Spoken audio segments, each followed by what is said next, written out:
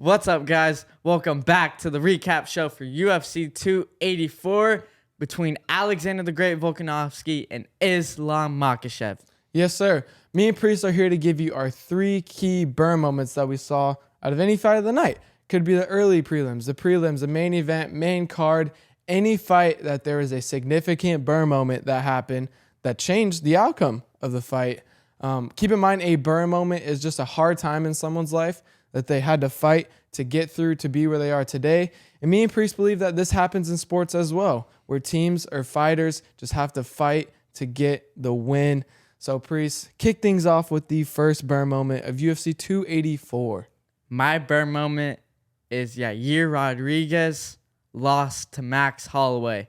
He went toe-to-toe with Max freaking Holloway, one of the greatest featherweights of all time. And that gave Yair a certain type of confidence that he can hang with the best of the best.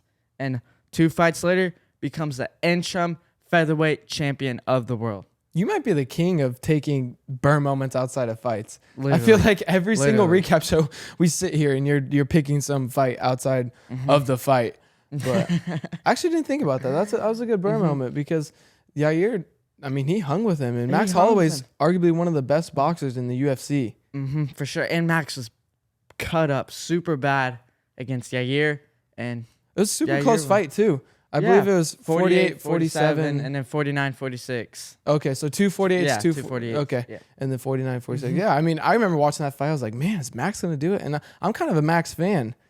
But good for Yair. I mean, he looked phenomenal. Oh, he looked so good. Those body shots to Emmett was just opening up opportunities to get the win. And then eventually in round 2, wins by a triangle choke. How spectacular was that? I can't wait for the Volk fight, man. I think this is Volk's first real threat. No, I think Max. I don't know, man. These kicks. Yair's kicks. Yair, they might do it. Yair just shifts around and is just always constantly switching stances. So I think it'll be kind of tough for Volk, but I think Volk gets it done. Yeah. All right.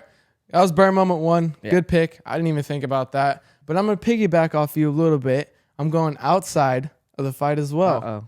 We got to start picking burn moments inside the fight. Yeah, I know. But I'm going outside of the fight. I'm going to go in. It was during the prelims. It was Milcic Baghdasaryan, I think. I believe that's how you pronounce it. If I'm butchering it, my fault. Versus Josh Culibao.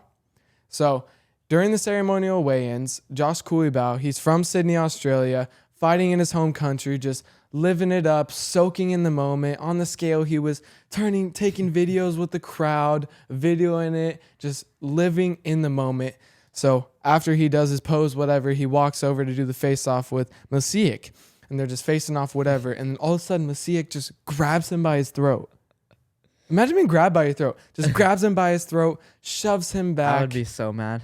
And there was just this...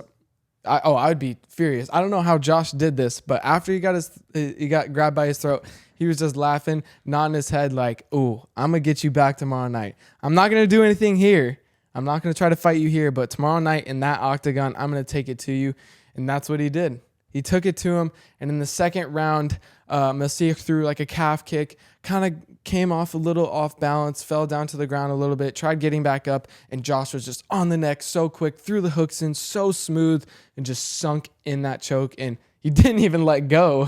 The ref stopped the fight, and Josh Culibao just kept hanging on to that choke. He even got up and shoved him.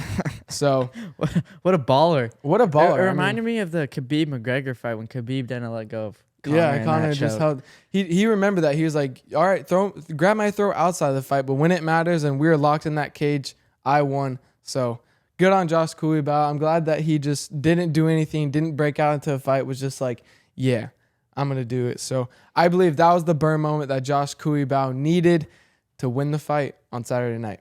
Cool. It's a good one. It's a good one. I like that one. All right. Third burn moment. Is it inside of the fight? Yes. Yeah, there we go. we weren't about to go 3 for 3 with outside of the fight burn moment picks. Of course, you got to pick one inside the fight. All right. Give it to me. Who was it? I believe Volk's burn moment was in round 5 whenever he put it on Islam Makhachev. Literally, put it on. dropped him, ended up throwing ground and pound, finished the round up on top of him. And I think Volkanovski's Burr moment was round 5. Yeah. I believe he will go back to the lightweight division. Featherweight division. No, we'll go back to the lightweight division Okay, eventually, and we'll get that champ status.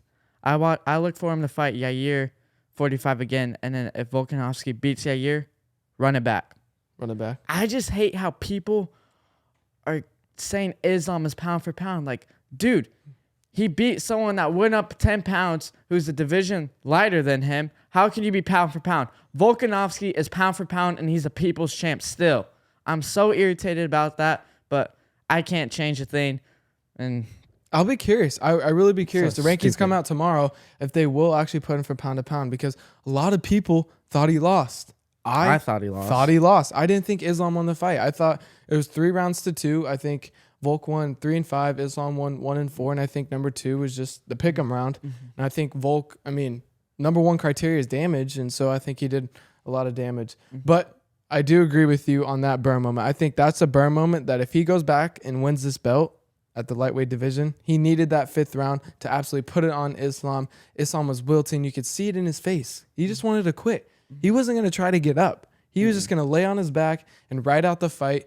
And that's a good Burr moment. Watch, Volk is going to be an absolute dog at 145. I feel bad for the 145ers. He is on a mission now. He has a loss. He's never fought after having a loss. He's undefeated in the UFC. And he's going to prove a point, man. So look out, Yair. It's going to be a good fight. But, man, Volk is just on a whole nother level right now. And you can even see it in the post-fight interview. He's like, I feel bad for those 145ers because that just gave me a certain type of confidence to hang with one of the best fighters in the 155 division. Mm-hmm. And now going down a division, back to his neutral weight class, I guess. Mm-hmm. Dude's huge.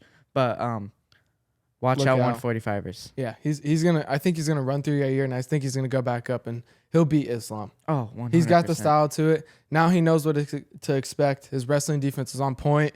His hands could have been a little better. I think he was just too busy worrying about the takedowns a little bit. Mm-hmm. But man, Volk's Such a Volk dog. is a dog. He's pound for pound the best. Yeah. But Volkanovski 100%. is number 1 pound for pound the best. 100%. But that will do it for the recap show of UFC 284, where me and Phoenix gave you guys our 3 Burr moments that we saw out of any of the fights or outside of the fights. Yeah.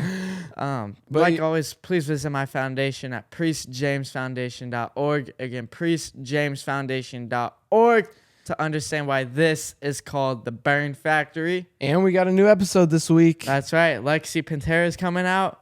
Check that. She's the best. She's honestly the best. She's literally the best. Such a fun person. interview. She had such amazing just stories and where she's came from and all the hard work she's had to put in to be where she is today. So that is coming out this week. Be sure to set notifications and look out for that podcast to drop. You definitely don't want to miss it. Nope.